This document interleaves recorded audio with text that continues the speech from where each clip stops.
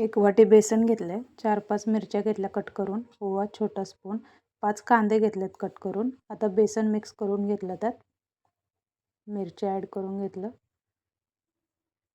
ओवा टाकून घेतला, थोडं पाणी मिक्स करून मळून घ्यायचं. जसं पाणी लागेल तसं ॲड करत करत जायचं आणि घट्टसर मळायचं.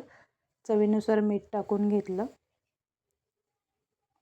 घट्टसर मळल्यानं भजी असे कडक होतात, कुरकुरीत होतात, त्याच्यामुळं घट्ट मळून घ्यायचं. आता फ्राय करून घेऊया.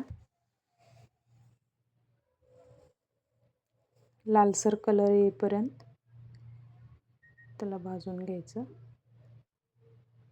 हे बघा, असा कलर आलाय. अशा पद्धतीनं झाले आपले भजी तयार.